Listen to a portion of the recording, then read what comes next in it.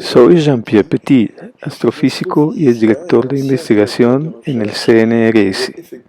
Realicé toda mi carrera en el seno de este Centro Francés de Investigación Científica. Colaboro con un pequeño grupo de investigadores, una matemática y un físico. Nos encontramos desarrollando actualmente un nuevo modelo cosmológico al que hemos dado el nombre del dios romano Jano.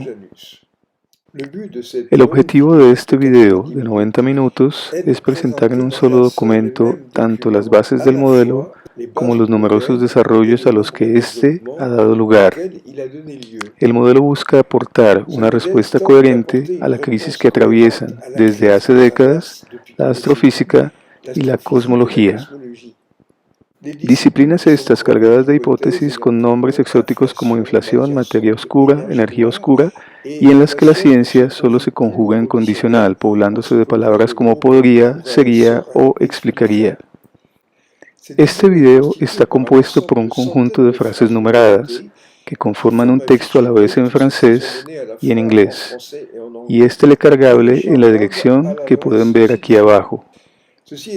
Está pensado para que los traductores puedan aportar la traducción de las frases en su propio idioma, número por número, en un archivo de sonido, lo que nos permitirá crear una versión del video sin subtítulos y con doblaje. Comenzaremos evocando la crisis que ha envuelto tanto a la astrofísica como a la cosmología. A comienzos de los años 1970 fue posible graficar la rotación de la materia gaseosa al interior de las galaxias. Estos elementos gaseosos siguen órbitas prácticamente circulares en el campo gravitacional de la galaxia. Lo mismo ocurre con las estrellas como nuestro Sol. Aquí puede apreciarse la curva de rotación para nuestra galaxia, la Vía Láctea. Hemos resaltado en ella el punto correspondiente a la velocidad del Sol en su órbita, unos 220 km por segundo. En la parte inferior, la curva representa la velocidad circular en la que la fuerza centrífuga es equilibrada por el campo de gravedad, calculado sobre la base de la masa presente en la galaxia, deducida a partir de observaciones astronómicas. A medida que el Sol se desplaza, puede constatarse un exceso de velocidad de unos 60 km por segundo.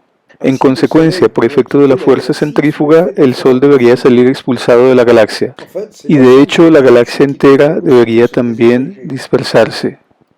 Para evitarlo, los astrofísicos dedujeron que las galaxias debían albergar una materia que escaparía a las observaciones ópticas y la llamaron materia oscura. Las galaxias suelen agruparse en cúmulos esferoidales, algunos de los cuales pueden tener miles de miembros. Y estos no pueden escapar del cúmulo mientras su velocidad no exceda una velocidad de escape que es proporcional a la raíz cuadrada de la masa del cúmulo. Pero una vez más encontramos aquí que las galaxias se mueven con velocidades que exceden ese valor. Los astrofísicos dedujeron que debía existir una masa importante de materia oscura que impedía a las galaxias abandonar los cúmulos. Antes de 1990, la materia oscura, a la escala del universo entero, representaba en el balance global el porcentaje indicado en la figura. Se trató entonces de identificar la naturaleza de esa masa invisible, pero esta era esquiva a las observaciones. A partir de 1990, las mediciones de la velocidad de recesión de las galaxias situadas a grandes distancias mostraron que la expansión del universo, en lugar de frenar, se aceleraba. Descubrimiento que le valió el Premio Nobel de Física en el año 2011 a Perlmutter, Schmidt y Riess. El fenómeno se le atribuyó a la presencia de una misteriosa energía oscura, negativa y repulsiva. Los porcentajes de los diferentes componentes del universo eran ahora estos. La fracción observable correspondiente a la materia visible disminuyó al 4%. A partir del año 2011, los teóricos integraron a su manera estos nuevos datos y propusieron un modelo llamado Lambda-CDM. CDM quiere decir Cold Dark Matter, materia oscura fría, queriendo significar con ello una materia oscura cuyos componentes tienen velocidades de agitación térmica pequeñas comparadas con la velocidad de la luz. Lambda es la constante cosmológica a la que los teóricos decidieron incluir en la ecuación de Einstein. término que hace referencia a un misterioso poder repulsivo del vacío. Otra idea fue propuesta por el israelí Mordechai Milgrom y consistía en suponer que la ley de Newton sufría modificaciones a partir de cierta distancia, pasando de variar de 1 sobre r al cuadrado a 1 sobre r, lo que daba lugar a curvas de velocidad orbital planas en la periferia de las galaxias, en concordancia con las observaciones. Esta ley, incluso sin tener algún sustento teórico, debía funcionar también en otras situaciones. Resultó que había que modificarla una vez más para los clústeres de galaxias, lo que equivalía a suponer que la ley newtoniana no solo se modificaba en función de la distancia, sino que también variaba según la masa involucrada. Entonces algunos teóricos volvieron a una vieja idea consistente en imaginar que el universo podía estar lleno de masas positivas y de masas negativas, solución que fue considerada en 1957 por el cosmólogo Hermann Bondi. Esta idea desembocó en la paradoja runaway, palabra inglesa que quiere decir partir a lo lejos. Expliquemos brevemente el origen de esta paradoja. Tal como lo hizo Bondi, consideremos que el universo se rige por la ecuación introducida por Einstein hace más de un siglo, en 1915. El significado de esta ecuación es que la geometría local del universo está determinada por su contenido de materia. Se basa también en la idea según la cual las partículas de prueba siguen geodésicas de la hipersuperficie del espacio-tiempo. Lo que crea el campo gravitacional está representado por el segundo miembro de la ecuación.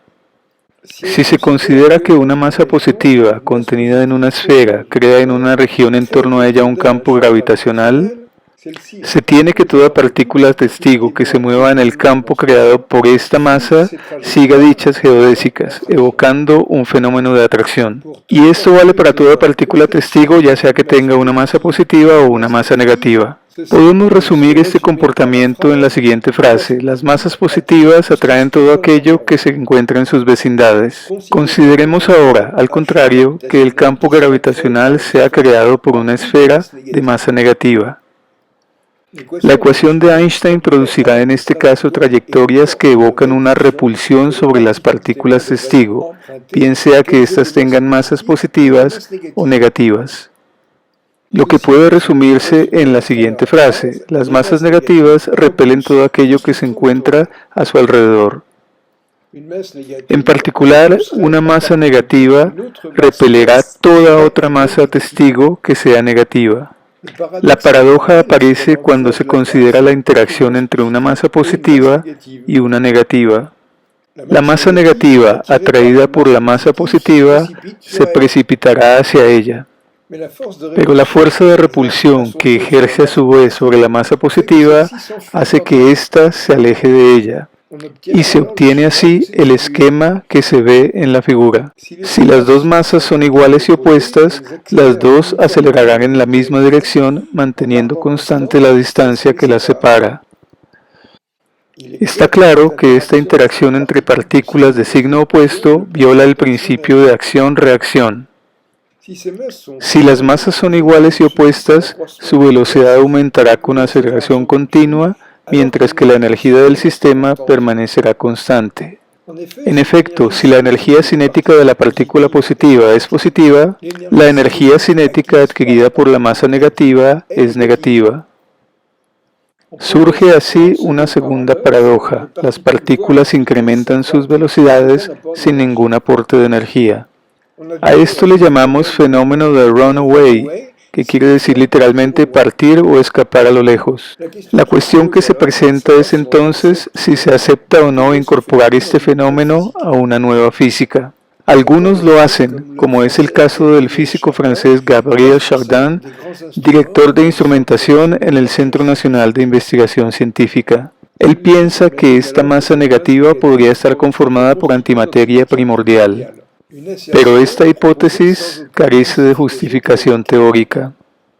Junto con otro físico teórico, Aurélien Benoit-Lévy, retoman una idea acuñada en los años 1930 por Dirac y Milne, quienes postularon que las densidades de estos dos componentes serían iguales y opuestas, lo que resultaría globalmente en una densidad nula y por lo tanto en un campo gravitacional nulo.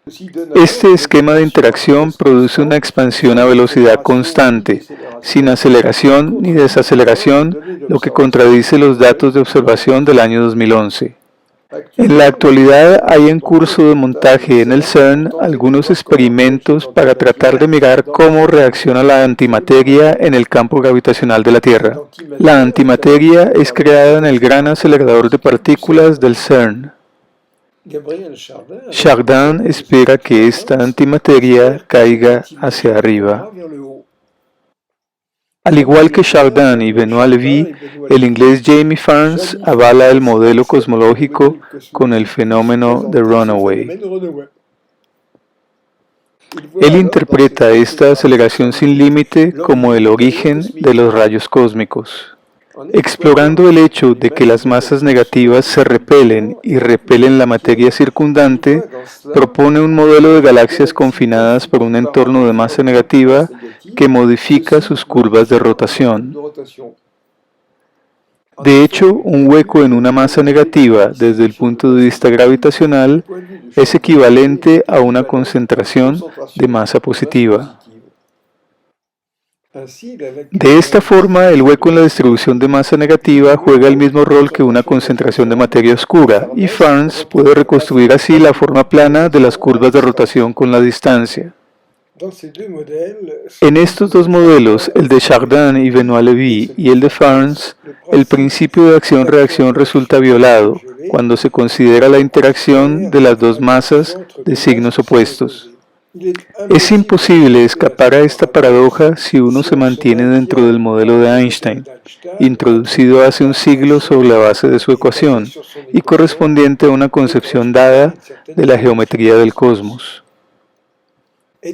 ¿Es posible entonces crear un modelo en el que el principio de acción-reacción no resulte violado? Para ello se requeriría que, situadas en un campo gravitacional dado creado por una cierta distribución de masa positiva o negativa, las partículas testigo reaccionaran diferentemente según su signo. Retomemos la ecuación de Einstein. La fuente del campo gravitacional está en el lado derecho. La reacción de la partícula testigo se lee en la solución de la ecuación bajo la forma de una función métrica, a partir de la cual se calculan las trayectorias que mostramos anteriormente. Para que las partículas testigo reaccionen diferentemente, se necesitaría que el campo gravitacional en la primera parte de la ecuación tenga dos soluciones bajo la forma de dos funciones métricas que generarían así dos familias diferentes de curvas o trayectorias. Esto es posible si se considera no una sola ecuación, sino un sistema de dos ecuaciones de campo acopladas. Esta idea de un sistema de dos ecuaciones de campo acopladas ha sido ensayada, entre otros, por el cosmólogo francés Thibaut Damour, miembro de la Academia de Ciencias de París y profesor del Instituto de Altos Estudios Científicos. Damour considera la interacción más general entre dos entidades que él designa con la letra R, right, derecha, y con la letra L, left, izquierda. En su modelo, las dos entidades se supone que interactúan por medio de un espectro de gravitones dotados de masa. Pero aparte de poner la cuestión desde un ángulo puramente matemático, su trabajo desafortunadamente no produce resultados concretos. Otro tentativo del año 2008, debido a la alemana Sabine Hossenfelder, procede del Instituto de Ciencias Avanzadas de Frankfurt, está mejor construido y desemboca en las siguientes leyes de interacción. Como se puede apreciar, la masa positiva está representada por la letra G y la negativa por la letra H. En este esquema, el principio de acción-reacción no resulta violado y se puede considerar que la interacción entre masas de signos opuestos corresponde a una antigravitación. Pero aparte de este resultado, no se propone ningún modelo verdadero ni fenómenos que puedan servir para poner a prueba la validez de las hipótesis. En el año 2014, en un artículo publicado en la revista Astrophysics and Space Science, Jean-Pierre Petit y Gilles d'Agostini propusieron un sistema de ecuaciones muy parecido al de Hossenfelder, pero basados en la hipótesis de una asimetría total entre las dos entidades. En su modelo cosmológico, adicionalmente, dan un sentido conceptual a la presencia de masas negativas y de energías negativas. Su modelo se basa en dos puntos de partida. El primero de ellos es el trabajo del ruso Andrei Sájarov, publicado en 1967. Se sabía por entonces que la ausencia de observación de antimateria primordial constituía una de las grandes paradojas de la cosmología.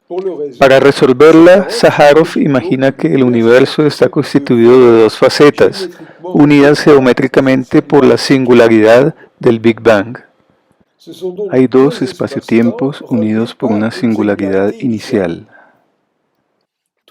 Cada uno de ellos tiene su propia historia, en el sentido de que en cada uno de ellos hay una mezcla de quarks y antiquarks que se combinan para dar bariones y antibariones.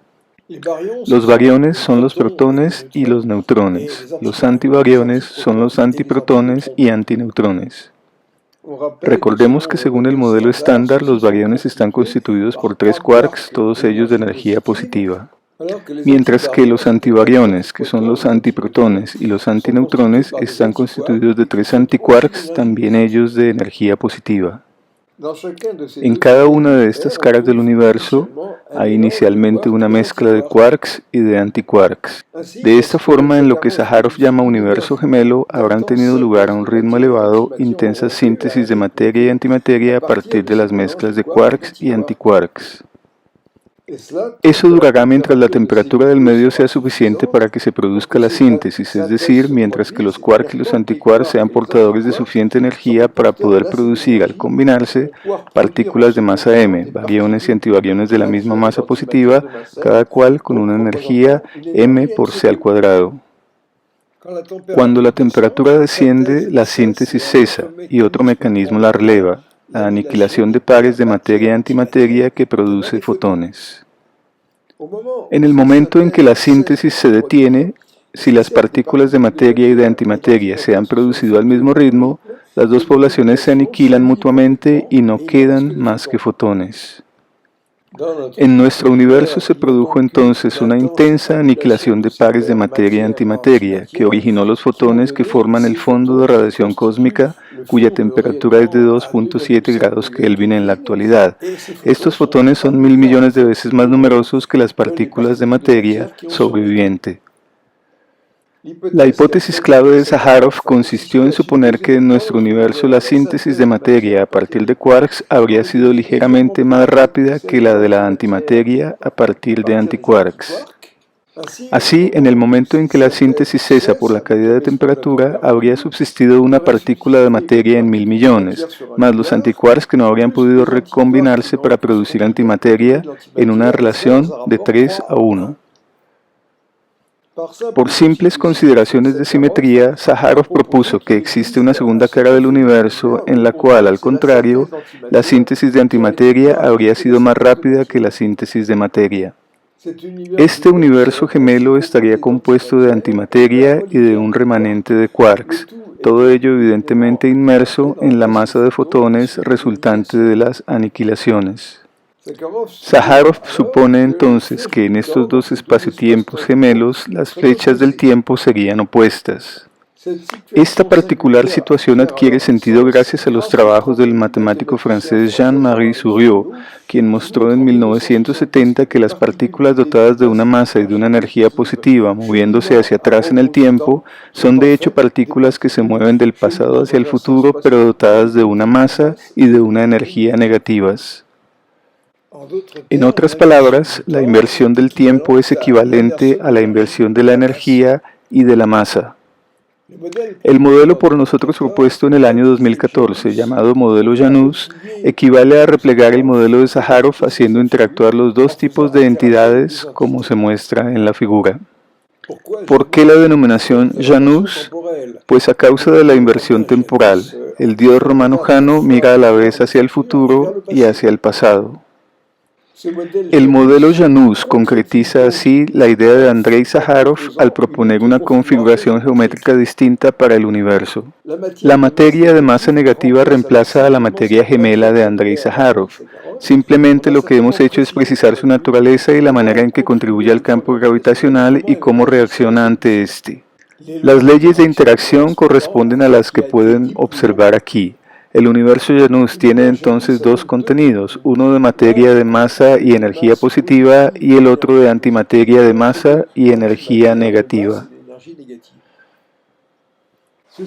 Todo ello complementado por una gran cantidad de fotones de energía positiva, resultado de las aniquilaciones de materia y antimateria de masa positiva, y de fotones de energía negativa, resultado de la aniquilación de partículas de materia y de antimateria de masa negativa.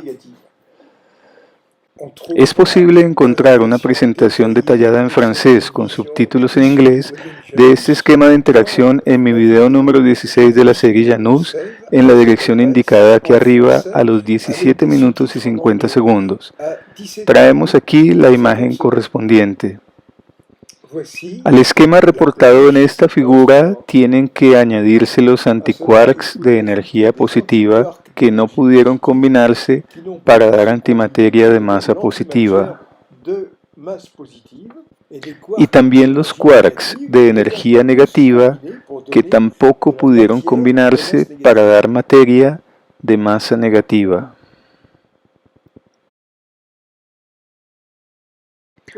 Para que no sea posible observar esta antimateria del universo gemelo, Sájarov imaginó que éste debe estar situado más allá, siendo su único punto común con el nuestro la singularidad del Big Bang.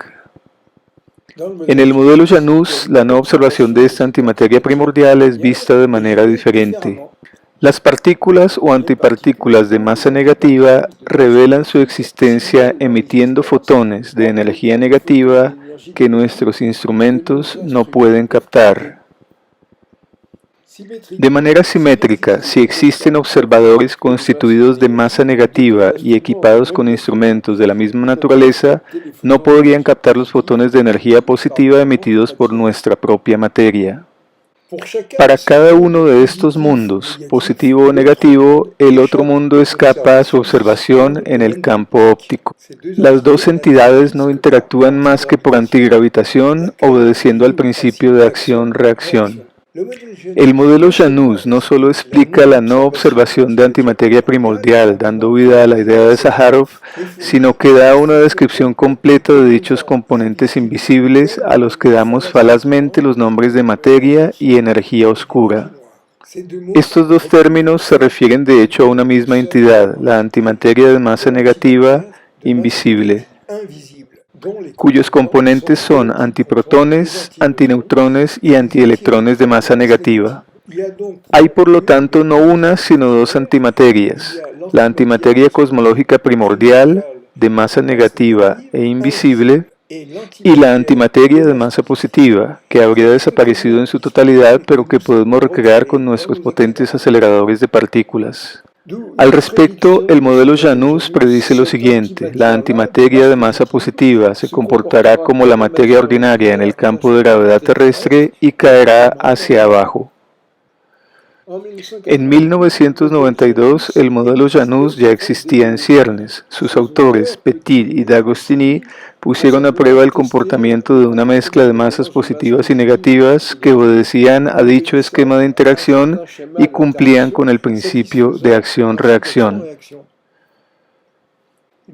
Trataron de ver cómo se comportaba una mezcla de las dos entidades con masas volumétricas iguales y opuestas, y temperaturas iguales y opuestas también, dado que la temperatura de un medio negativo es negativa también.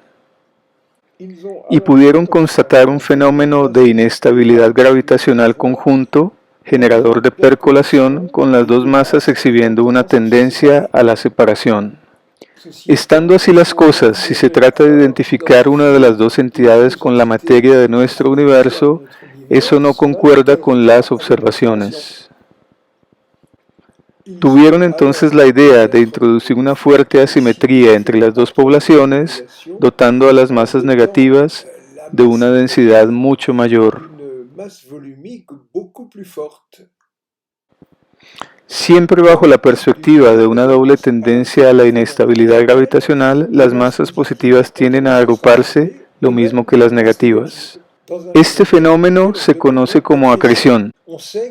Sabiendo que los tiempos característicos de acreción varían como el inverso de la raíz cuadrada de la densidad, se esperaba que la masa negativa fuera la primera en dar origen a un conjunto de conglomerados espaciados de manera regular. Y fue justamente eso lo que mostraron sus simulaciones numéricas en 1994. La materia resultaba confinada en el espacio residual, lo que le daba un aspecto lagunar. Todo ello correspondía muy bien con lo que emanaba de las observaciones, con grandes vacíos de 100 millones de años luz de diámetro. El modelo Janus proporcionaba así una explicación de la estructura a gran escala del universo, con los conglomerados invisibles de masa negativa situados en el centro de cada una de las células. En 2017 se presentaron los resultados de un enorme trabajo de censo y procesamiento de observaciones astronómicas realizadas en centenares de miles de galaxias que ocupaban un cubo de 1.500 millones de años luz de lado. El trabajo fue presentado en la prestigiosa revista Nature por la francesa Hélène Courtois, el israelí Yehudi Hoffman, el canadiense Brent Tully y el francés Daniel Pomaret. Desde 1930 estaba claro que el cosmos estaba en expansión y que si se evalúan las velocidades de las galaxias a partir de su corrimiento al rojo, se obtiene un campo de velocidades que corresponde a la ley de Hubble. Ley según la cual la velocidad de recesión es proporcional a la distancia. Courtois, Hoffman, Tully y Pomaret basaron sus resultados en las mediciones de centenares de miles de galaxias, restando del campo de velocidades de recesión el campo de Hubble. Eso les permitió estimar las velocidades de dichos objetos con respecto al espacio mismo.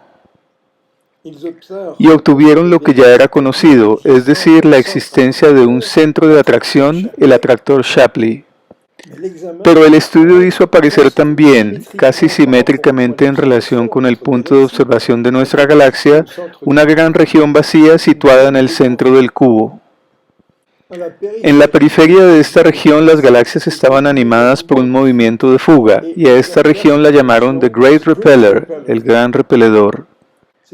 Esta es simplemente la primera manifestación de la existencia en el centro de la región de un conglomerado de masa negativa invisible. Tenemos que evocar ahora el fenómeno del lente gravitacional, puesto en evidencia desde 1918 por el astrónomo inglés Eddington y que sirvió para confirmar la teoría de la relatividad de Einstein.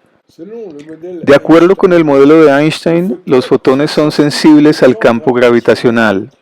Una masa positiva curva las trayectorias de los fotones, como se aprecia en la figura, lo que focaliza la luz y tiene como efecto acrecentar la magnitud aparente de las fuentes lejanas, tal como lo haría una lente convergente que concentra la energía de los rayos lumínicos.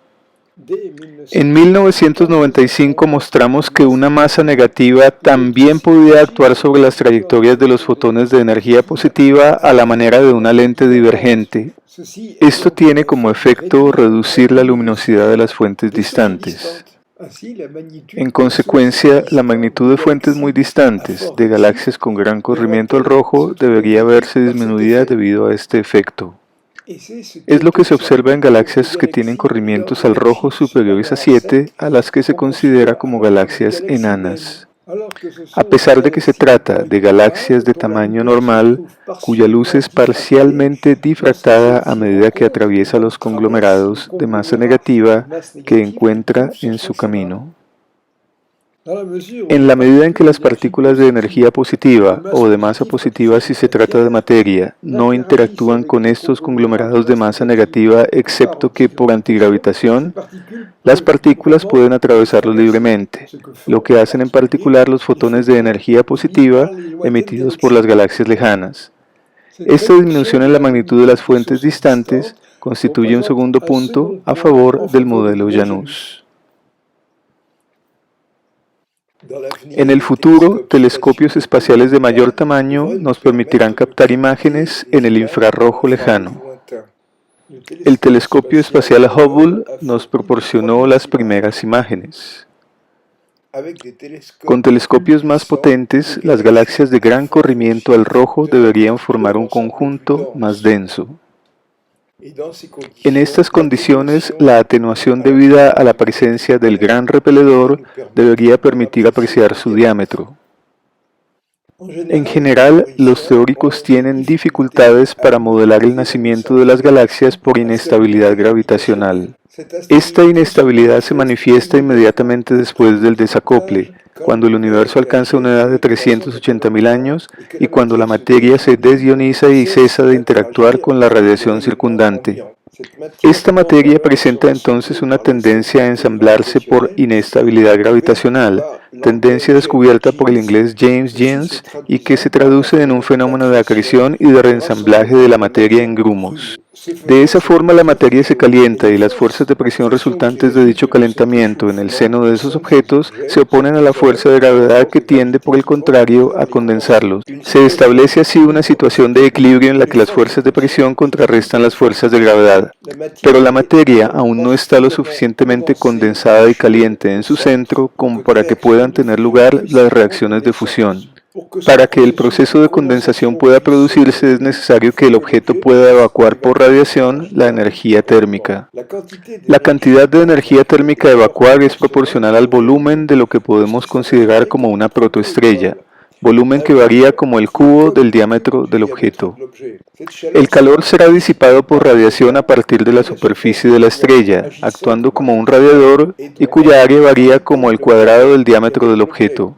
Así, cuanto mayor sea el objeto, más largo será su tiempo de enfriamiento, cooling time, lo que le permite crear en su seno las condiciones para la fusión. Los conglomerados de masa negativa experimentan el mismo proceso y emiten radiación bajo la forma de emisión de fotones de energía negativa en las frecuencias del rojo y del infrarrojo. Para un observador hecho de masa negativa que pudiera captar los fotones de energía negativa emitidos por dichos objetos, el lado negativo del universo se le presentaría de esta manera.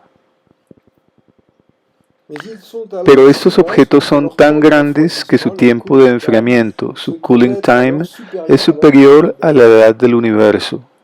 Se les puede entonces comparar con inmensas protoestrellas que nunca se encenderán.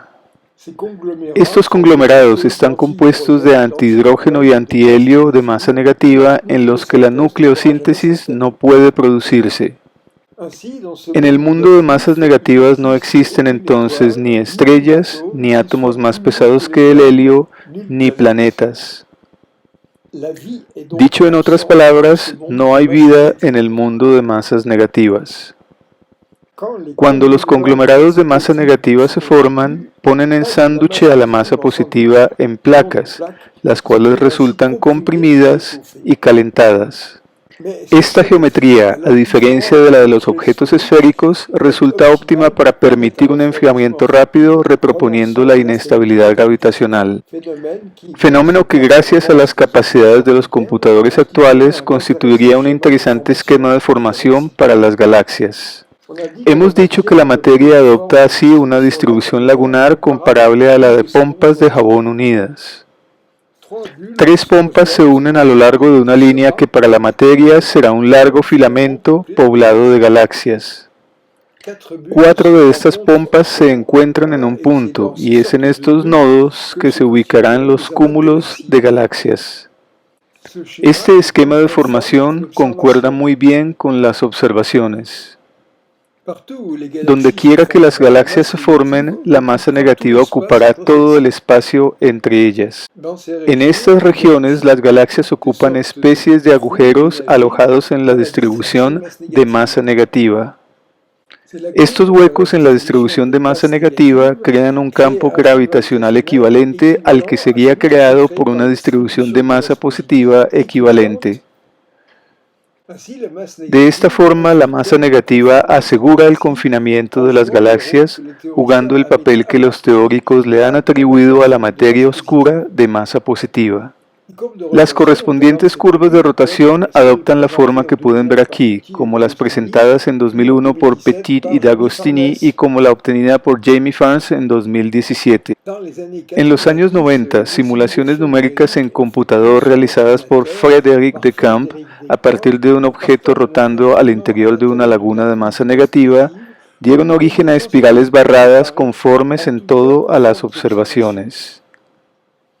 Mientras que en las simulaciones realizadas hasta entonces las galaxias perdían rápidamente los brazos, en estas conservaban su estructura durante más de 30 giros.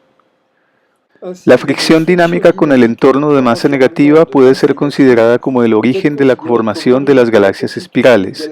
En la curva de rotación se constata una fuerte pérdida de momentum cinético en el momento de la formación de estos objetos, que luego de su evolución es menos acentuada. Frédéric Decamps mostró que cuanto mayor es la densidad de masa negativa, mayor tendencia presentan los brazos a replegarse, hasta el punto de producir estas formas de volante de auto bien conocidas por los astrónomos. Esperamos que los investigadores usen esta idea para realizar simulaciones más sofisticadas, multipoblación, explorando los mecanismos asociados de formación y evolución de las galaxias. Las masas positivas y las masas negativas presentan entonces una tendencia a excluirse mutuamente. En el sistema solar domina la masa positiva y la densidad de masa negativa es extremadamente pequeña, pero no cero. Se puede entonces considerar que el Sol está en el centro de un agujero de forma esferoidal dentro de una distribución de masa negativa muy enrarecida. Un agujero semejante produce una fuerza gravitacional de confinamiento muy débil. Esta débil fuerza es la responsable de la desaceleración experimentada por las sondas espaciales Pioneer 10 y Pioneer 11. Este fenómeno, hasta ahora inexplicado, es una confirmación adicional del modelo Janus. Por otra parte, algunos investigadores han construido lo que consideran como una cartografía de la distribución de materia oscura de masa positiva en el universo. Para ello usaron el hecho de que el efecto del lente gravitacional positivo tiende a deformar las imágenes de las galaxias en dirección azimutal, como se observa en la figura de la izquierda. Las distribuciones de masa negativa tienden, por el contrario, a inducir deformaciones radiales, como mostraron en 2013 los japoneses Koki Izumi, Shiizaki Hagiwara, Koki Nakajima, Takao Kitamura y Hideki Asada. Esto permitiría cartografiar la masa negativa mediante la decodificación del efecto del lente débil. En el año 2011, Perlmutter, Schmidt y Rees recibieron el premio Nobel por mostrar que la expansión del universo estaba acelerando en lugar de desacelerar. Todos los modelos de Friedman que describen una desaceleración de la expansión no pueden, por lo tanto, dar cuenta de las observaciones. Lo mismo sucede con el modelo de Dirac y Milne, defendido por Chardin y Benoit Lévy, en el que la expansión ocurre de manera lineal. Por su parte, el modelo de corriente principal vigente, lambda CDM, explica la aceleración de la expansión como debida a un misterioso poder repulsivo del vacío. La curva de expansión adquiere así una forma exponencial, y la expansión es atribuida a una misteriosa energía oscura preponderante cuya importancia relativa y dominante se aprecia en el esquema. La fracción correspondiente a la parte observable del universo cae así al 4%. El modelo Janus también da cuenta de la aceleración de la expansión cósmica, quedando dominada la dinámica cósmica por un contenido mayoritario de masa negativa que corresponde al mismo porcentaje. Su geometría corresponde a un índice de curvatura K igual a -1.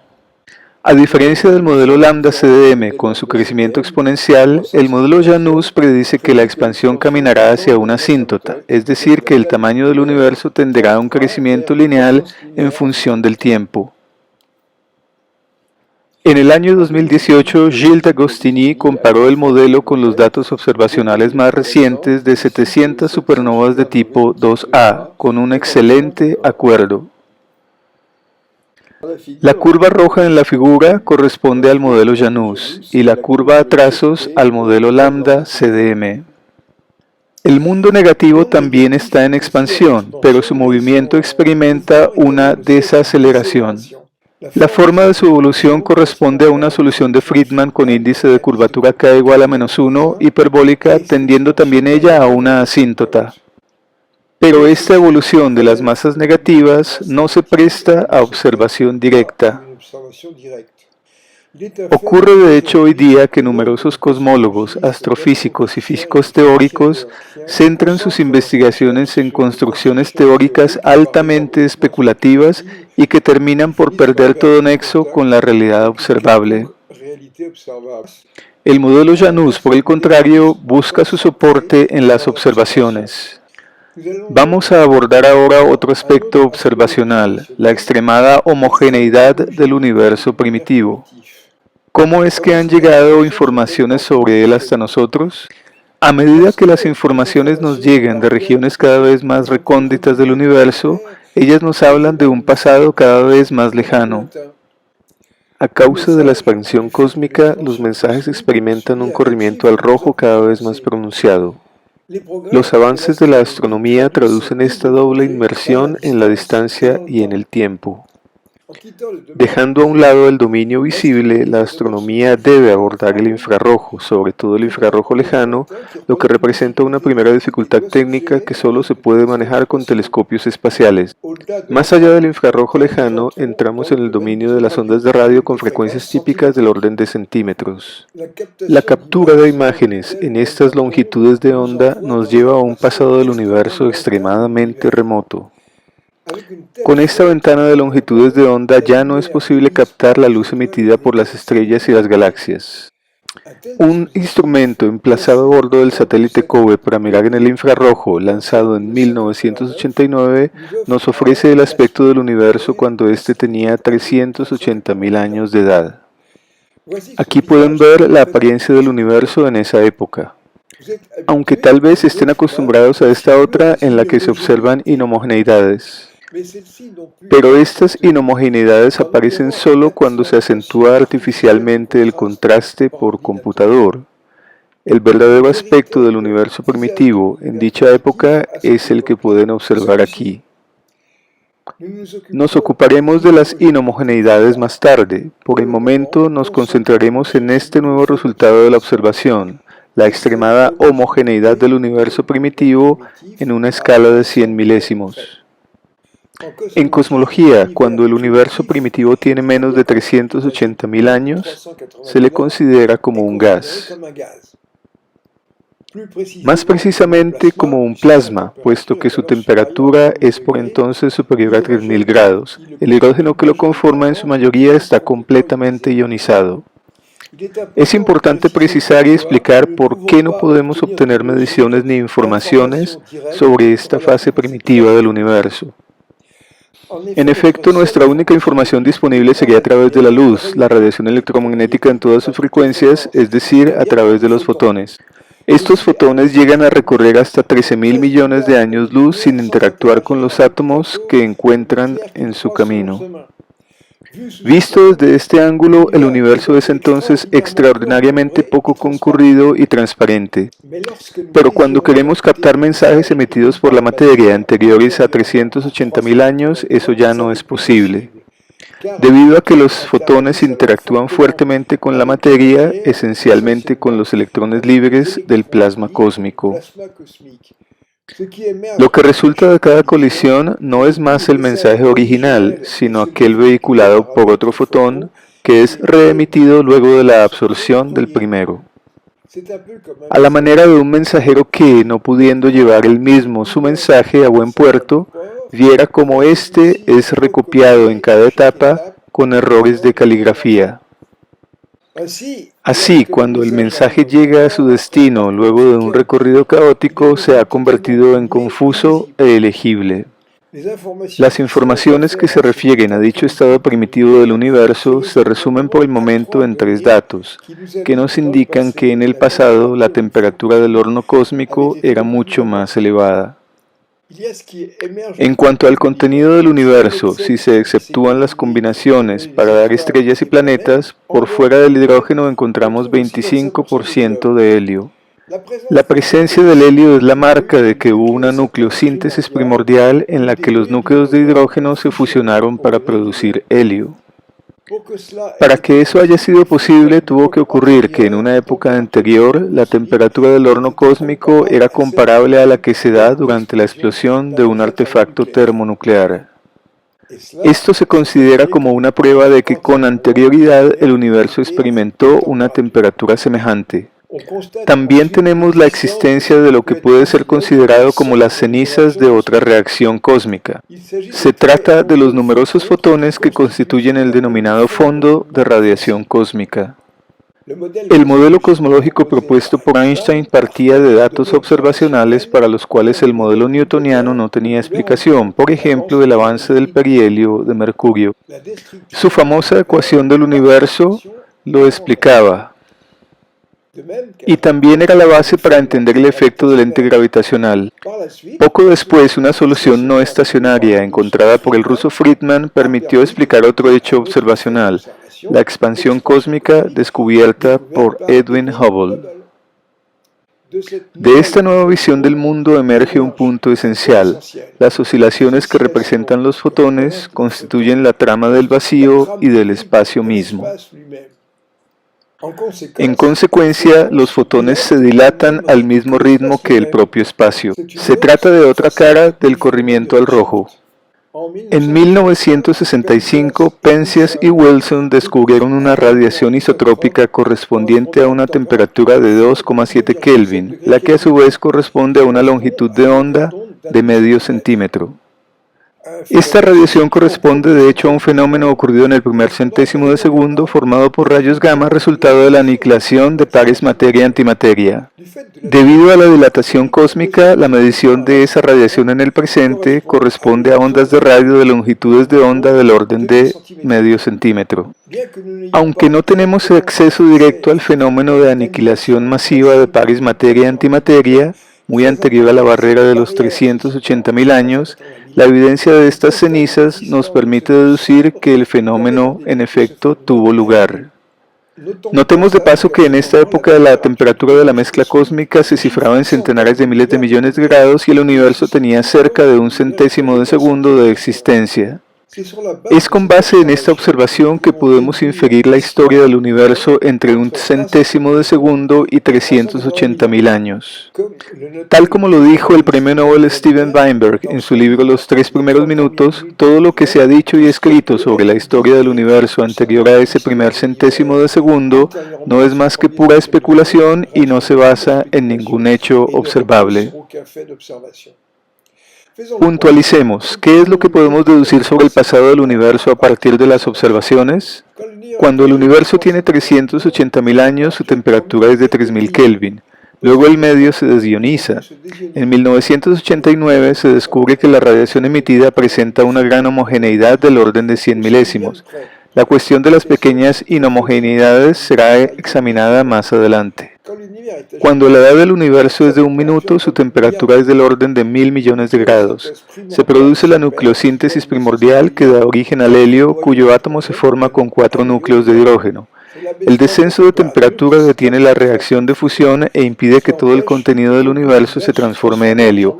El resultado es que el contenido de masa del universo corresponde a 75% de hidrógeno y 25% de helio. Aún más atrás en el pasado, cuando el universo tiene un centésimo de segundo, la temperatura alcanza centenares de miles de millones de grados.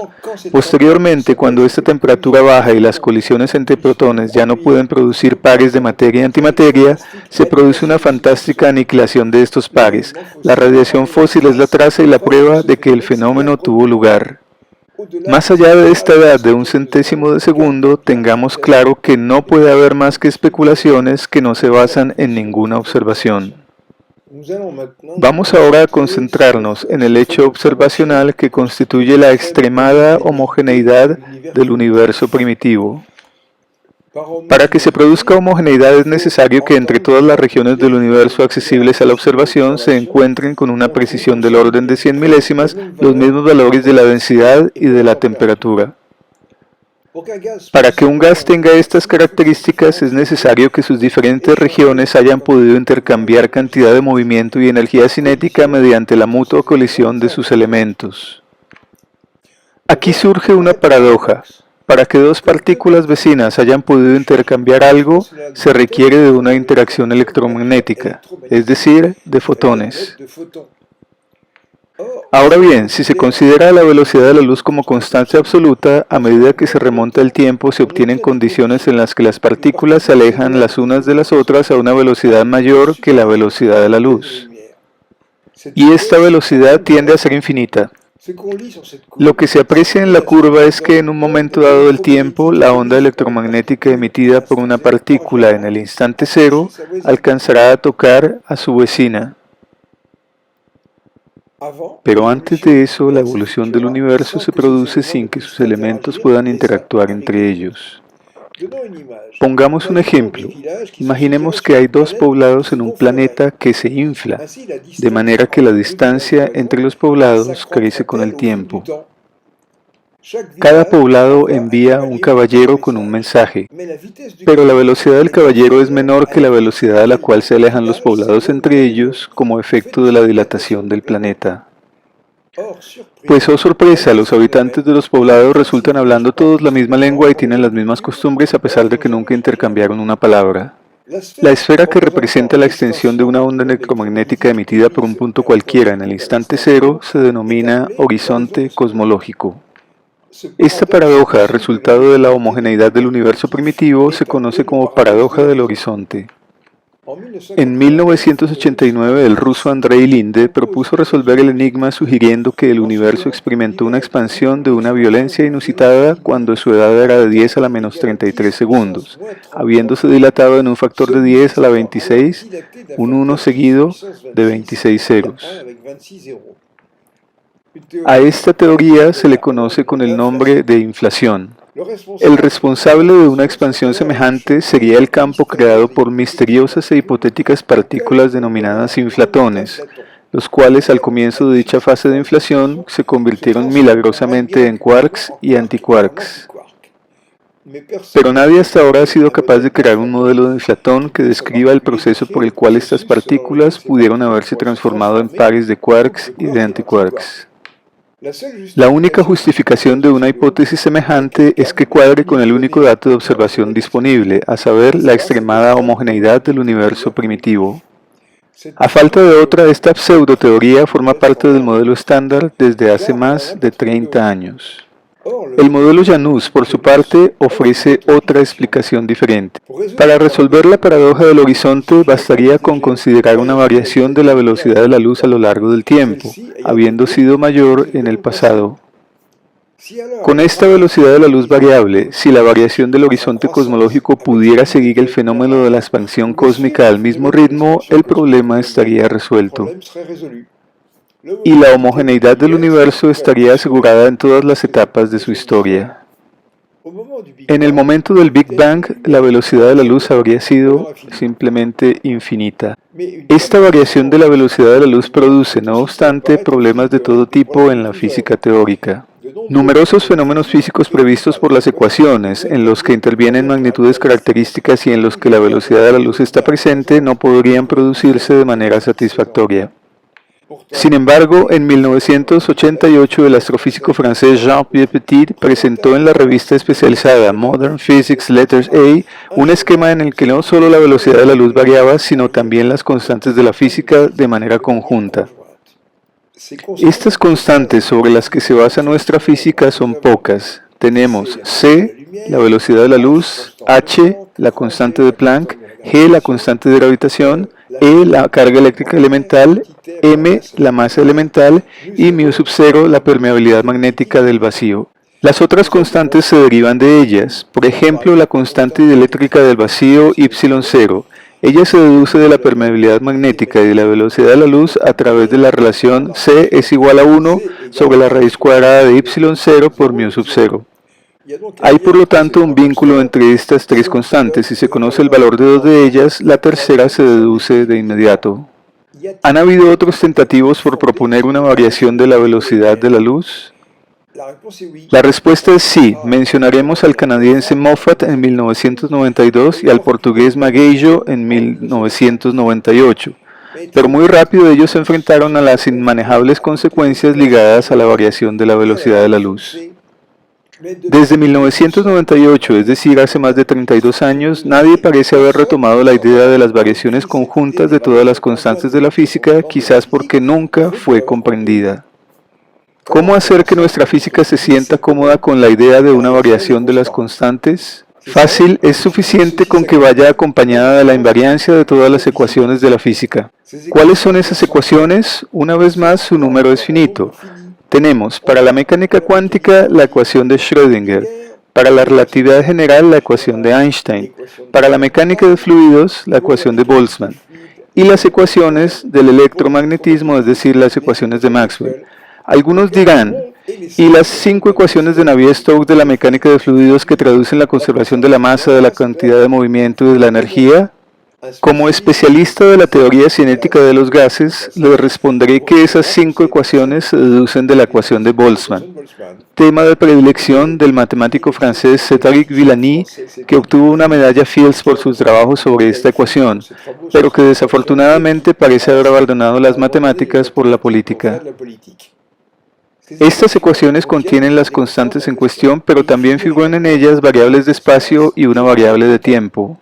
Para asegurar la invariancia de las ecuaciones, estas magnitudes también deben variar. Los físicos teóricos llaman a esto una variación gauge. Añadiremos 2 factores de escala, uno que designaremos con la letra R para las variables de espacio y otro con la letra T para la variable de tiempo.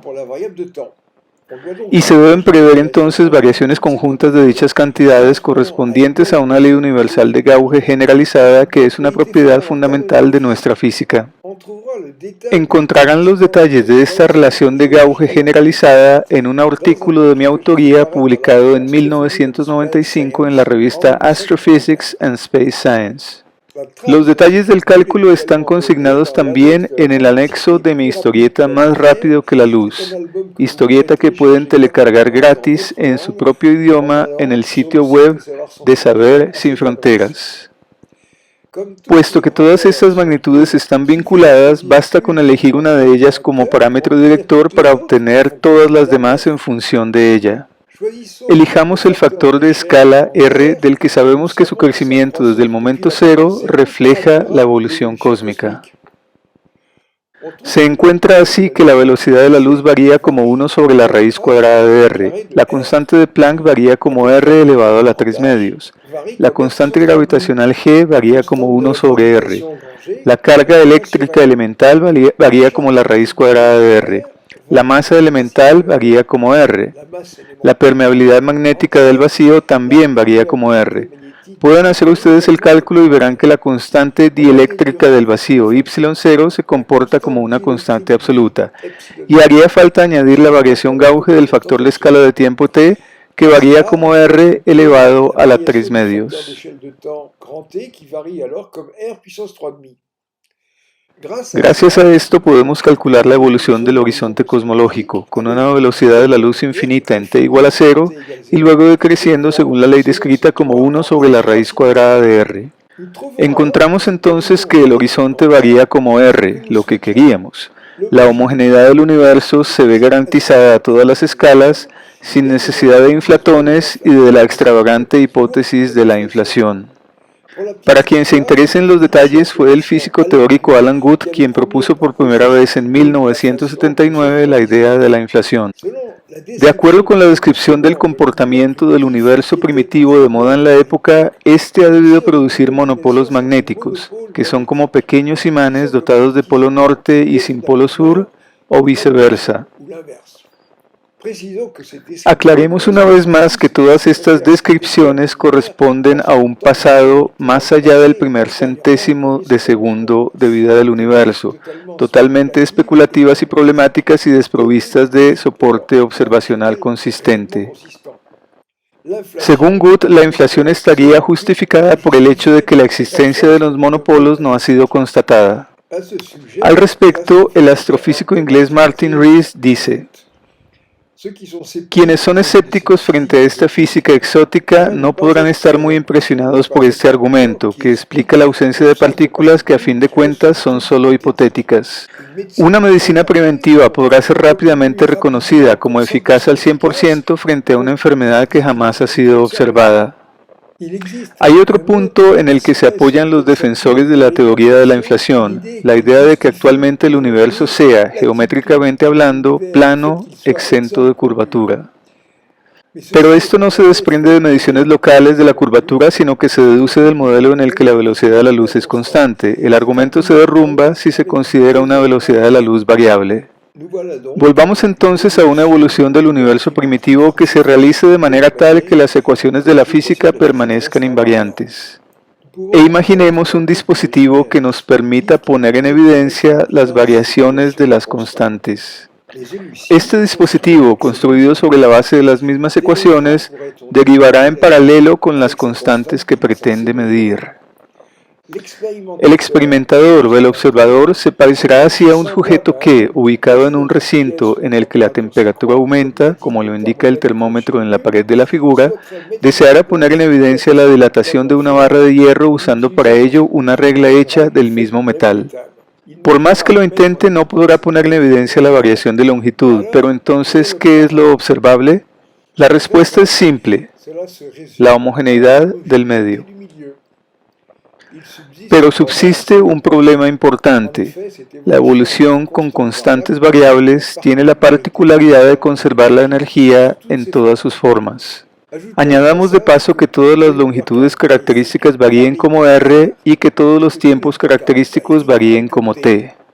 El fenómeno del corrimiento al rojo se basa en la medición de la pérdida de energía de los fotones durante su recorrido y está ligado en el esquema de constantes absolutas al hecho de que su longitud de onda se dilata al mismo tiempo que r.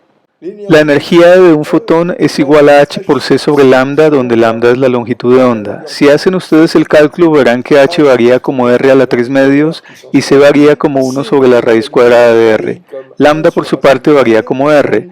En consecuencia y como resultado de la variación de constantes, la energía del fotón se conserva. Si esta dinámica de constantes variables se mantuviera hoy día, las observaciones no revelarían corrimiento al rojo alguno. Es necesario, por lo tanto, concebir un escenario en el que estas constantes varíen en una época primitiva, lo que implica la homogeneidad del universo, pero a condición que esta época termine en una estabilización de las constantes. Pregunta, ¿en qué momento se realizaría la transición y cambio de régimen? Consideremos un medio formado por un átomo de hidrógeno con un único electrón orbitando alrededor de un protón. Aunque esta representación es simplista, dado que el electrón no es localizable en la presunta trayectoria, se puede calcular el radio de su órbita escribiendo que la fuerza centrífuga que se ejerce sobre el electrón es compensada por la fuerza newtoniana de atracción electrostática que sobre él ejerce el protón cargado positivamente. Obtenemos de esa forma el radio de este átomo de hidrógeno, al que llamamos radio de Bohr y que vale medio ángstrom, es decir, 10 a la menos 11 metros. La velocidad orbital de este electrón girando alrededor del núcleo con un protón es del orden de 2000 kilómetros por segundo, es decir, 2 órdenes de magnitud menor que la de la luz. La onda asociada a la existencia de este electrón en tanto que objeto orbitante alrededor del protón corresponde a la denominada longitud de onda de de Broglie, h sobre mv, donde h es la constante de Planck, m la masa del electrón y v la velocidad orbital. Como regla general, esta longitud de de Broglie es del orden del diámetro de los átomos. Para que los átomos puedan existir es necesario que haya espacio suficiente para que las ondas que corresponden a los diferentes estados o modos puedan encontrar un lugar. Cuando en un medio dado la densidad se vuelve tan grande que el lugar disponible para cada uno de sus componentes se vuelve muy pequeño para que pueda alojarse la ondulación que los caracteriza, simplemente estos dejan de existir. Consideremos una estrella de neutrones. La densidad de sus componentes crece a medida que nos acercamos a su centro. En la superficie hay aún suficiente espacio para que la materia se presente en forma de núcleos atómicos. Se considera que la superficie de las estrellas de neutrones está formada por una capa de hierro de 1 metro de espesor. Cuando nos introducimos en la estrella deja de haber espacio para que los átomos puedan existir. Estos se encuentran disociados y la materia se presenta bajo la forma de un plasma de protones y electrones mezclados con los neutrones. La longitud de onda asociada a la existencia de partículas libres es entonces lo que se conoce como longitud de onda de Compton y vale h sobre m por c. Varía como el inverso de la masa. Si esta longitud de onda de Compton puede ser asimilada al tamaño de las partículas, a la porción de espacio que ocupan, entonces el electrón es 1850 veces más grande que el protón y que el neutrón, puesto que su masa es 1850 veces menor. Para que un electrón pueda existir y alojar su función de onda requerirá 1850 veces más espacio que los protones y que los neutrones. Así, cuando nos introducimos en la estrella de neutrones, los electrones terminan por desaparecer, combinándose con los protones para dar neutrones, los cuales forman el corazón de la estrella. Cuando se remonta al pasado del universo, la densidad del medio cósmico también aumenta, pero las cosas no ocurren exactamente igual puesto que los protones, los neutrones y los electrones están inmersos en un medio de fotones que son 1000 millones de veces más numerosos. El fluido cósmico está formado por lo que conocemos como energía-materia, la cual se presenta en forma de masas, protones, neutrones y electrones y en forma de radiación. Llegamos así a una fase inmediatamente anterior a los fatídicos 380.000 años en la que la energía se presenta mayormente como radiación. En efecto, cuanto más se remonta el pasado, más energía representan los fotones, puesto que su longitud de onda varía como la extensión R grande del universo. Y llega un momento en que incluso las partículas más masivas de la mezcla ya no pueden existir porque la distancia que las separa se hace menor que su distancia de Compton. Más allá, la distancia de Compton debe poderse reducir, y es así como entramos en el régimen de constantes variables en el que dicha longitud de Compton varía como R mayúscula. Invirtamos el sentido de esta historia. Cuando la densidad es muy grande, la evolución se produce en un régimen de constantes variables. Pasado un cierto tiempo, la distancia entre los elementos se hace suficiente y las constantes adquieren asintóticamente los valores que tienen actualmente. Esto corresponde a las curvas de la figura. Notamos de paso que en el momento del Big Bang la velocidad de la luz y la constante de gravitación tienden a infinito, mientras que la constante de Planck, la carga eléctrica elemental, las masas y la permeabilidad magnética del vacío tienden a cero. Como ya lo hemos dicho, en el modelo cosmológico Janus partimos siempre de datos de observación. Es por eso que introducimos el modelo de constantes variables en una fase primitiva, para poder dar cuenta de la gran homogeneidad del universo, lo que nos permite prescindir de la hipótesis sobre la existencia de los inflatones. Basados siempre en las soluciones conjuntas del sistema acoplado de ecuaciones de campo Janus, obtenemos dos historias paralelas. La primera que puso en evidencia este tema de historias paralelas fue la alemana Sabine Hossenfelder en su artículo del año 2008. Hay entonces dos historias diferentes según que los fenómenos sean vistos por observadores constituidos de masa positiva o de masa negativa. Esto nos recuerda al célebre mito de la caverna de Platón, pero esta vez con dos observadores mirando en dos direcciones diferentes. Los dos ven en dos partes diferentes del muro de la caverna sombras danzantes que representan dos espectáculos diferentes emanados de un mismo sistema de proyección. Evidentemente, esta doble evolución no es fácil de comprender. El observador hecho de masas positivas no verá más que galaxias formando una estructura material lagunar.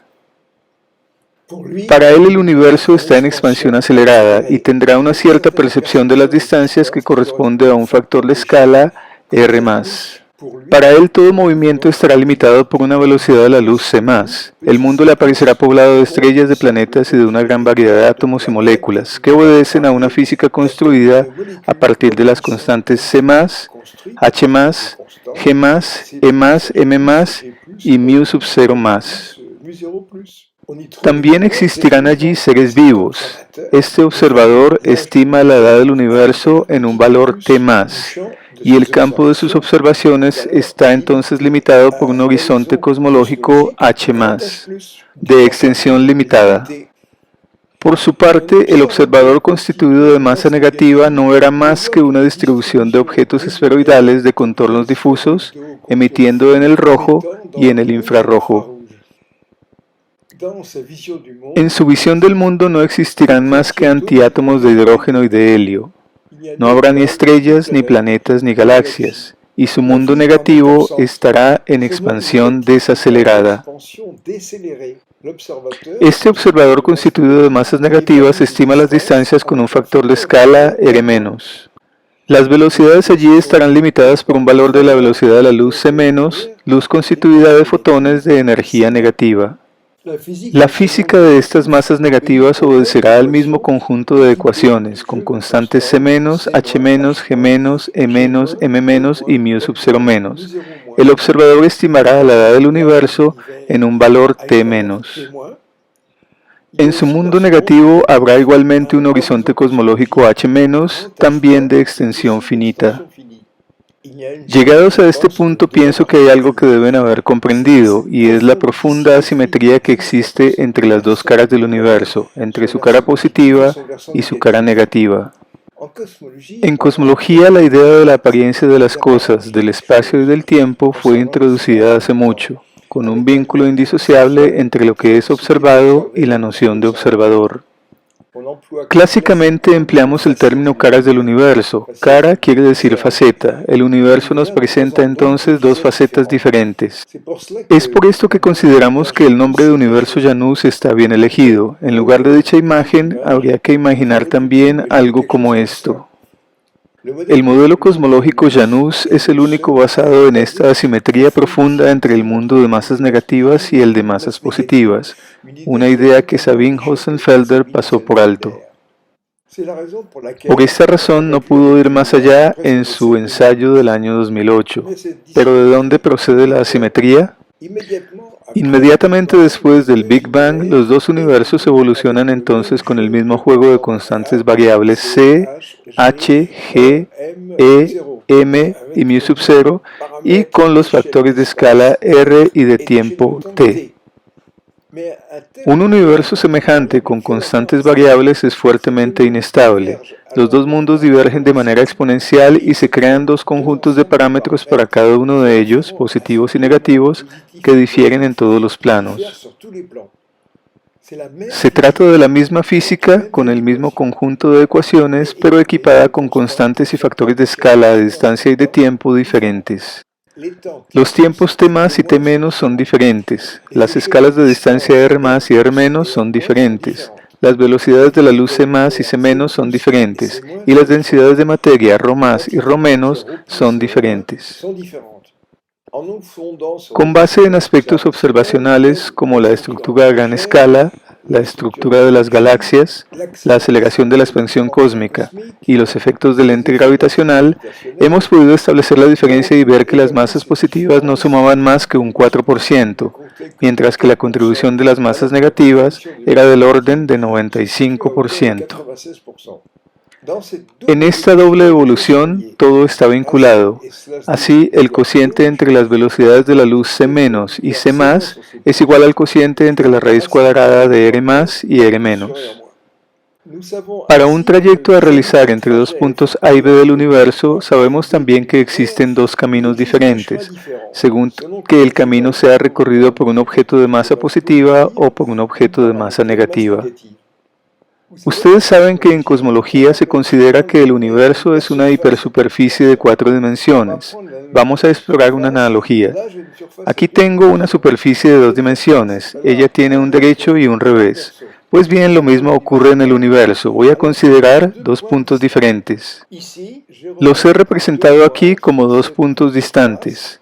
Estos dos puntos A y B están a la vez presentes en el derecho y en el revés. Por lo tanto, hay dos maneras de unirlos, según que se trace un segmento por el derecho o por el revés. He trazado este trayecto sobre el derecho con una línea roja.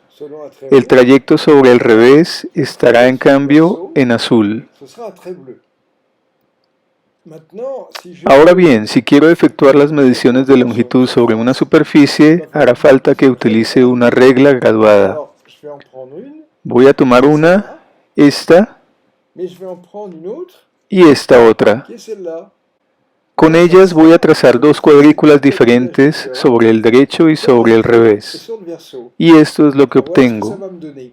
Sur le recto, Sobre el derecho, entre entre A y B tengo 18 graduaciones, así que la longitud es 18.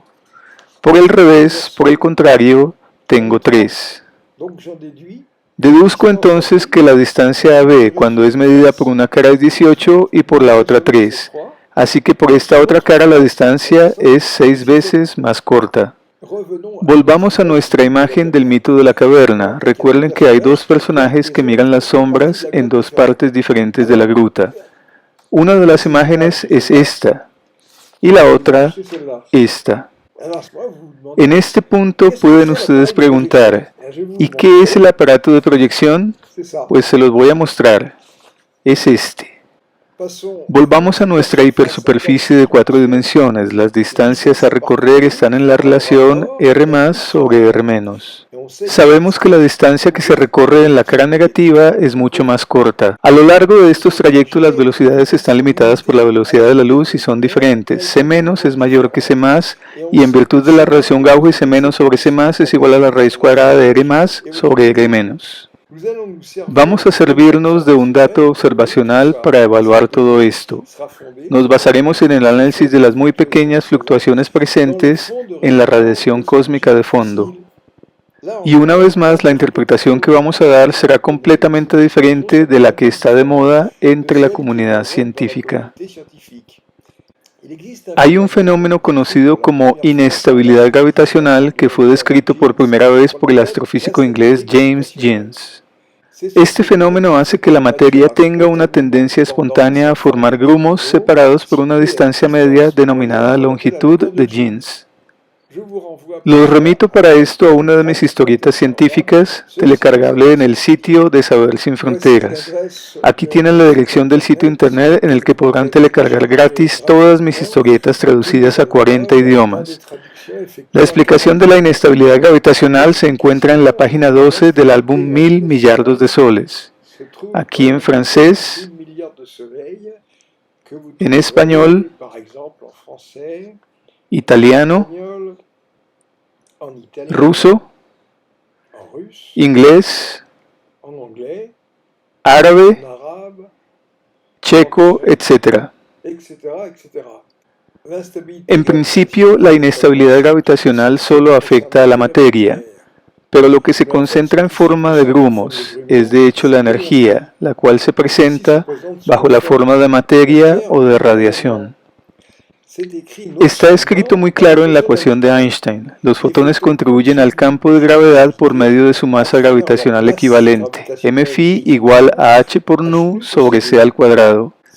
Si en una región del espacio se formara una concentración de energía en forma de radiación, y si esa concentración perdurara, entonces sería la manifestación de la inestabilidad gravitacional en el campo de la radiación. dans un champ de rayonnement.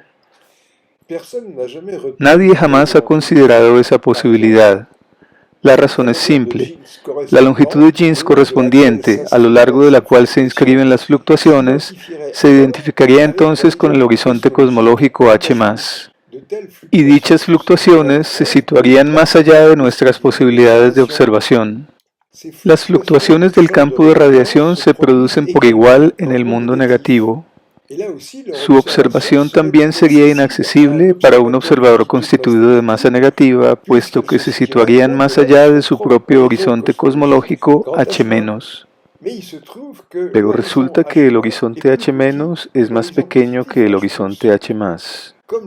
Puesto que las dos caras del universo, su derecho y su revés, interactúan a través de la gravitación, las fluctuaciones del campo de radiación que se produzcan en el mundo negativo, con una longitud de onda H-, provocan una respuesta débil en el mundo positivo.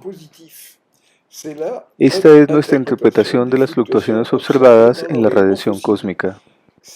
Si las fluctuaciones del mundo negativo repercuten en el mundo positivo dejando su huella, el recíproco no es cierto.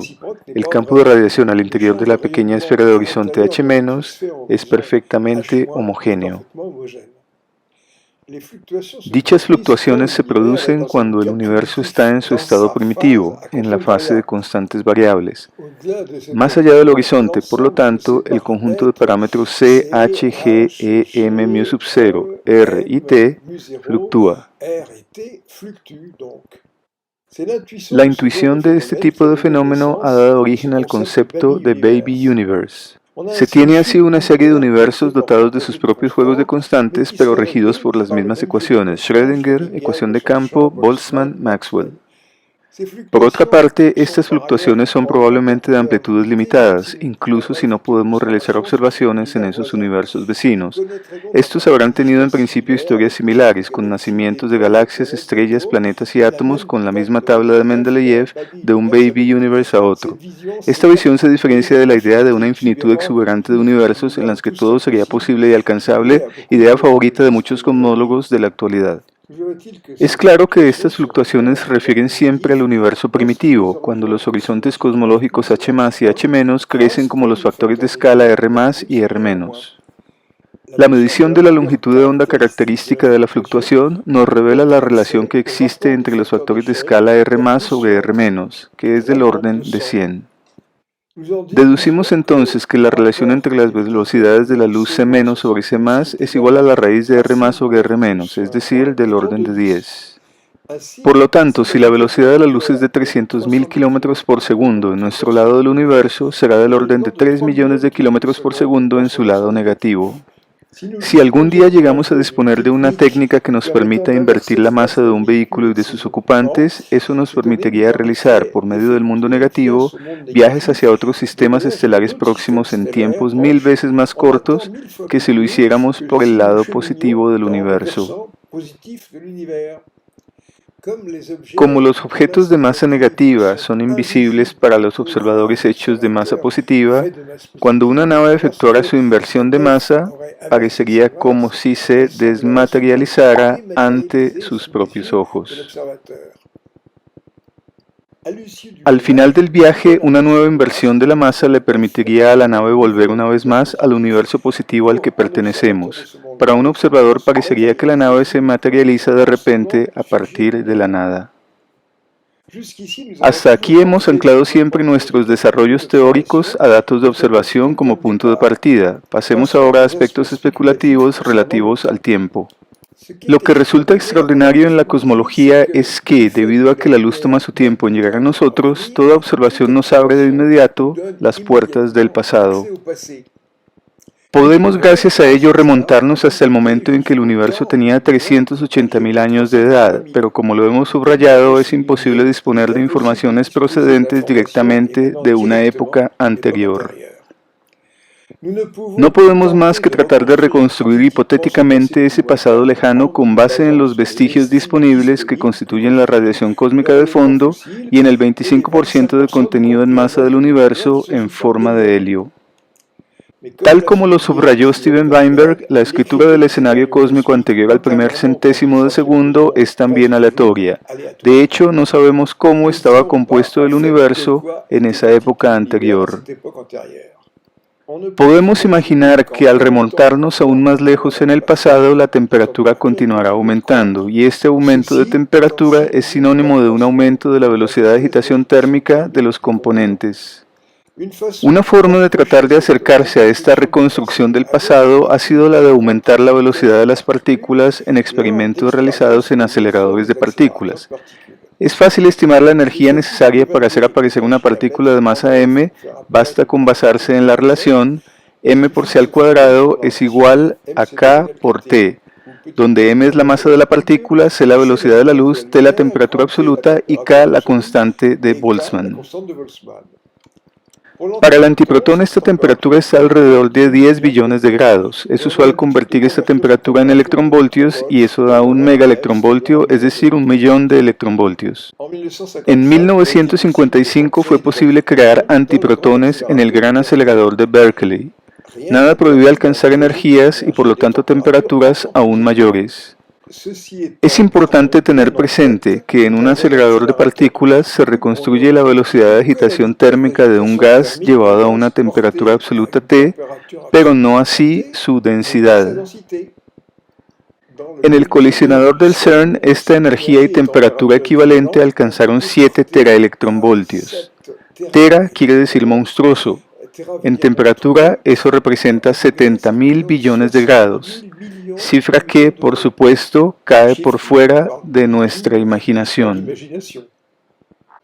Esto debería permitir materializar nuevas partículas que presuntamente representarían el contenido del universo cuando experimentó dicha temperatura.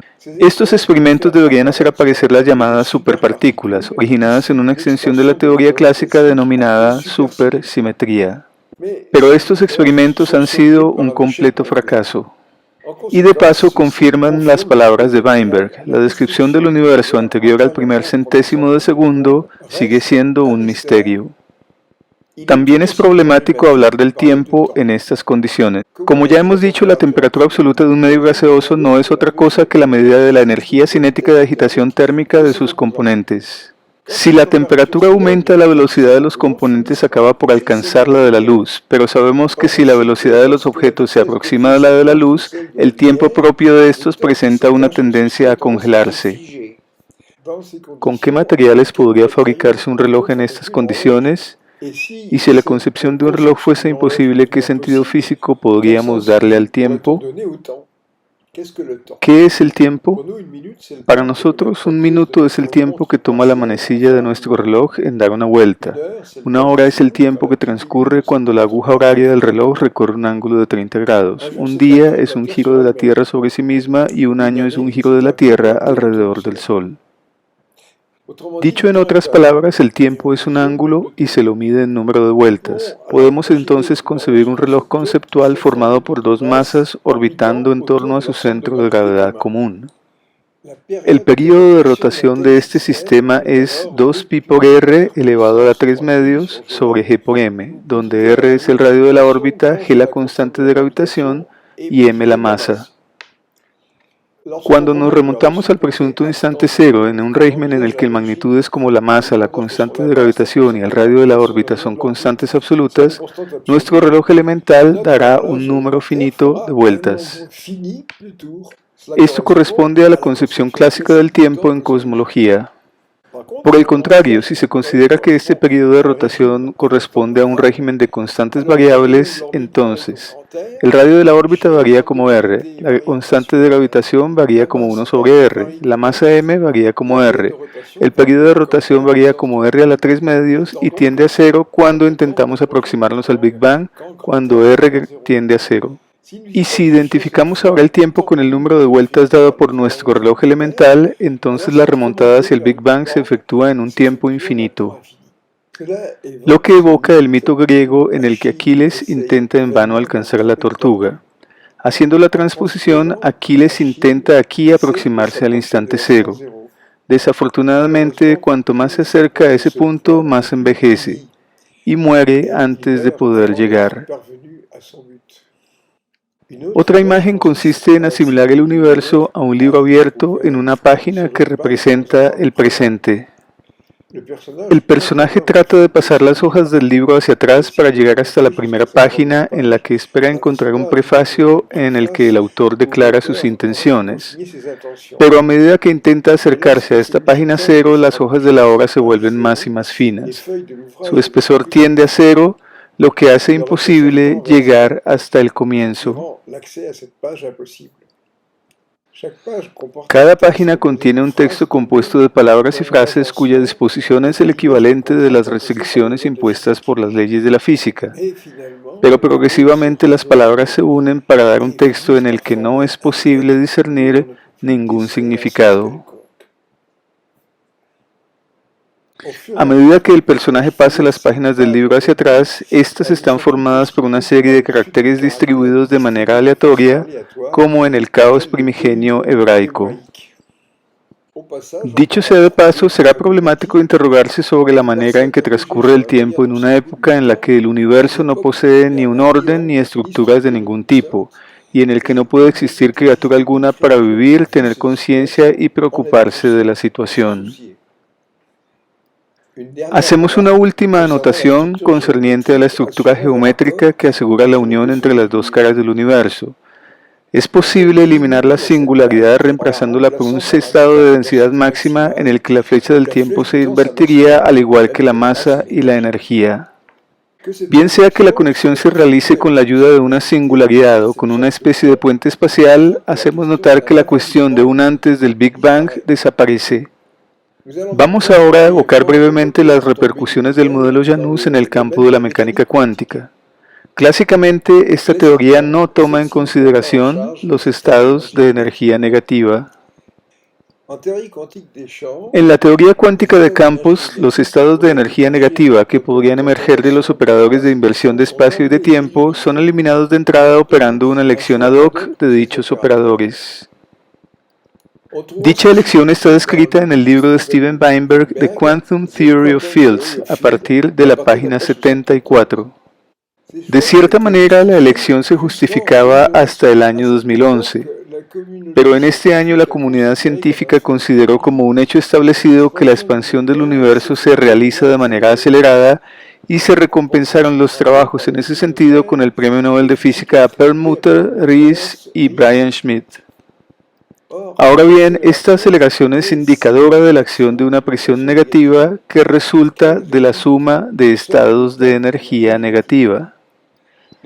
De manera que una vez más el estudio de estos estados se desprende de hechos observacionales. En el año 2018, la matemática belga Nathalie Dever publicó en una periférica comunicación de la revista The Journal of Physics un artículo mostrando que dichos estados se derivan naturalmente de la ecuación de Dirac en presencia de un operador de inversión temporal lineal y unitario en lugar de antilineal y antiunitario. En 2019, el físico teórico canadiense Benoit Gay publicó un segundo artículo en la misma dirección. Estos artículos pioneros abren una gran área de investigación en el campo de la mecánica cuántica, susceptible de desembocar en una tecnología de inversión de la masa. Después de esta larga exposición presentando las principales características del modelo cosmológico Janus, vamos ahora a resumir sus conquistas. El modelo demuestra la importancia capital jugada por las partículas de masa y de energía negativa en la dinámica cósmica. Su introducción obliga a un cambio profundo de paradigma geométrico, al reemplazar la clásica ecuación de Einstein por un sistema de dos ecuaciones de campo acopladas. Este sistema permite librarse del efecto runaway. El modelo concuerda con todos los datos experimentales relativistas locales, avance del perihelio de mercurio y desviación de los rayos lumínicos debidos a las masas, y por medio de una solución exacta da cuenta de la aceleración de la expansión cósmica. Da cuenta también de la estructura lagunar a gran escala del universo, y explica la naturaleza del fenómeno del gran repeledor descubierto en el año 2017. El modelo cosmológico Janus da cuenta de los efectos del lente gravitacional importantes, explica la estructura de la materia en filamentos y cúmulos y propone un nuevo escenario para el nacimiento de las galaxias. Explica el confinamiento de las galaxias, da cuenta de la forma plana de sus curvas de rotación, explica por qué las galaxias distantes de gran corrimiento al rojo tienen magnitudes débiles, da cuenta asimismo de las grandes velocidades de las galaxias en los cúmulos, da cuenta de los fenómenos de espejismos gravitacionales, da una explicación a la estructura de las galaxias espirales, explica la gran homogeneidad del universo primitivo e introduce una nueva visión de este en un régimen de constantes variables, da una interpretación alternativa a las fluctuaciones observadas en la radiación cósmica de fondo, en tanto que huella en el mundo positivo de las fluctuaciones del mundo negativo, generadas por inestabilidad gravitacional en ese medio. Permite deducir la relación existente entre los factores de escala de las dos caras del universo, así como la relación entre las velocidades de la luz correspondientes. Sugiere también la posibilidad de realizar viajes a otros sistemas estelares, caminando por las geodésicas del lado negativo, con una reducción en un factor de 1000 en los tiempos de viaje. Proporciona también un escenario explicativo para la ausencia de observación de antimateria primordial, dando cuerpo a las ideas del ruso Andrei Sájarov. La dualidad materia-antimateria presente en el mundo de las masas negativas lleva a la existencia de dos antimaterias, una C simétrica de masa positiva y la otra PT simétrica de masa negativa. El modelo define por completo la identidad de los componentes invisibles del universo, antiprotones, antineutrones y antielectrones de masa negativa. Esta antimateria de masa negativa emite fotones de energía negativa que viajan por las geodésicas de la segunda métrica, es decir, por conjuntos de trayectorias que son disyuntas con respecto a las de masas positivas, lo que explica la invisibilidad de dichas estructuras. El modelo predice que en los experimentos alfa y G-bar en curso de montaje en el CERN, la antimateria se comportará como la materia ordinaria en el campo gravitacional terrestre. El modelo señala la necesidad de incluir los estados de energía negativa en la mecánica cuántica y en la teoría cuántica de campos, y permite eliminar la pregunta por el antes del Big Bang. Propone una redefinición del tiempo de la cosmología en la fase primitiva del universo. El modelo cosmológico Janus describe el contenido y la estructura del universo de masas negativas y señala que la vida en él está ausente.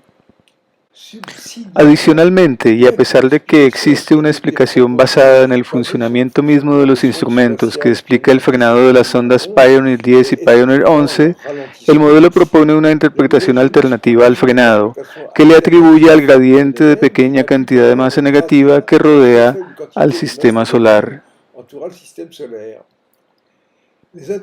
Los internautas francófonos que quieran saber más sobre el modelo cosmológico Janus pueden buscar los 30 videos de la serie Janus haciendo clic sobre los enlaces de la página principal de mi sitio web http://www.jp-petit.org, recordando que estos videos están equipados con subtítulos en inglés a partir del episodio número 13. Surge una cuestión: ¿por qué, a pesar de los numerosos resultados obtenidos aquí presentados, la adhesión de los científicos a este enfoque es tan limitada? Varias explicaciones son posibles. El modelo invalida toda una masa considerable de trabajos cuyos puntos de partida han sido la hipótesis y existencia de una materia oscura de masa positiva, de un poder repulsivo del vacío y de un campo de inflatones. Representa, por lo tanto, un cambio paradigmático profundo, con repercusiones considerables en la cosmología, la astrofísica, la física de partículas y la física en general. Y sucede que las raras veces en que científicos franceses han expresado su opinión sobre el modelo cosmológico Janus, bien sea en entrevistas, videos o en libros, es notorio que no se han puesto en la tarea de comprenderlo a cabalidad, por lo que profieren frases falsas que solo revelan su total incomprensión de las bases de nuestro trabajo e ignoran los resultados obtenidos y publicados en revistas de alto nivel. Pero el aspecto más importante es que esta nueva visión del universo abre la posibilidad de poder establecer contacto con sistemas estelares vecinos mediante viajes realizables en tiempos razonables, con la ayuda de naves en las que se haya implementado la tecnología de inversión de la masa. Una perspectiva esta capaz de provocar, por evidentes razones, una poderosa reacción psicosocioinmunológica en numerosas esferas, incluida la propia comunidad científica.